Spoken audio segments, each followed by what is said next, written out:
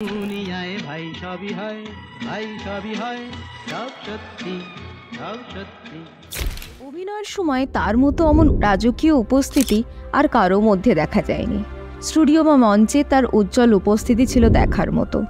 6 foot 2 ইঞ্চি উচ্চতা, সুপুরুষ গৌরবর্ণ, হাবভাবে সবার থেকে আলাদা। তিনি ছিলেন শচীন্দ্রনাথ বিশ্বাস। ছবির মতন সুন্দর ছিলেন ছোটবেলায়, তাই মা ভালোবেসে ডাকতেন ছবি বলে। আর এই বাড়ির অন্দর থেকেই এই ডাক নামেই তার নাম ডাক। একটা সময় ছিল যখন বাংলা ছবিতে বাবা বা পরিবারের কর্তা চরিত্রের জন্য অপরিহার্য ছিলেন ছবি বিশ্বাস। ওই বয়সের সমস্ত মানুষের কাছে তিনি ছিলেন রোল মডেল। 1900 সালের 13ই জানুয়ারি কলকাতার আহিরটোলার বনিদি বিশ্বাস পরিবারে জন্মগ্রহণ করেন তিনি। হিন্দি স্কুল থেকে ম্যাট্রিক পাশ করার পর তিনি প্রেসিডেন্সি কলেজ ও পরে বিদ্যাসাগর কলেজে ভর্তি হন।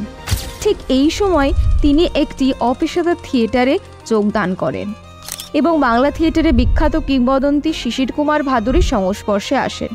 নাট্যকার ও কবি দ্বিজেন্দ্রলাল রায় নরেশ মিত্রের প্রভাবে নাট্যাঙ্গনে প্রবেশ করেন। নদের নিমাই নাটকে গৌরাঙ্গের চরিত্রে অভিনয় করে সেই সময় বেশ জনপ্রিয় হয়ে উঠেছিলেন। কিন্তু বনিদি পরিবারের শিক্ষিত ছেলে থিয়েটার নিয়ে মাতামাতি পরিবারের বেশ অপছন্দই ছিল। তাই একান্ত বাধ্য হয়ে নাটকের অভিনয় বিরতি নিয়ে বিমা কোম্পানির এজেন্সিকেই পেশা হিসেবে বেছে নিয়েছিলেন তিনি।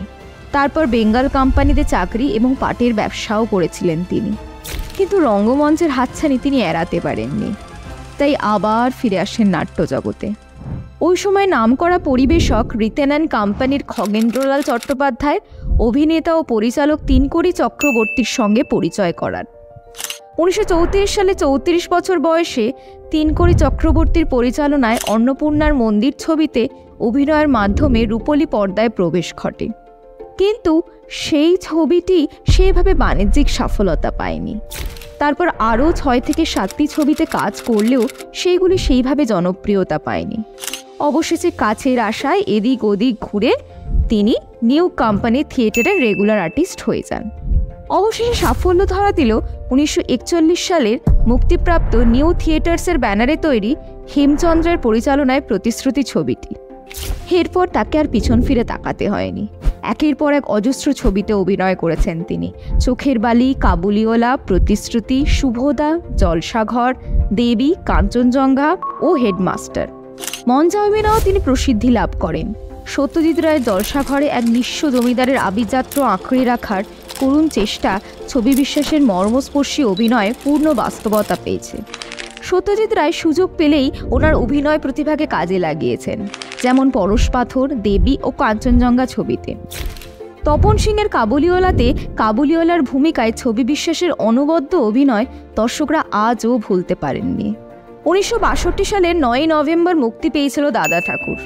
কিন্তু যার জীবনী নিয়ে সেই ছবি, সেই দাদা ঠাকুর শরৎচন্দ্র পণ্ডিত তখন বহাল তবিয়তে জীবিত। কোনো এক কাজে তিনি চঙ্গীপুর থেকে কলকাতায় এসেছেন।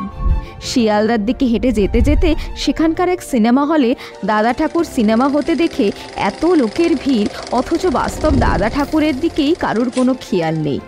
এই ব্যাপার দেখে শরৎ পণ্ডিতের সফরসঙ্গী তাকে তা বললেন, দেখেছেন, আপনি বাস্তব থাকতেও আপনাকে না নিয়ে আপনার চরিত্রে ছবি বিশ্বাসকে নিয়েছে।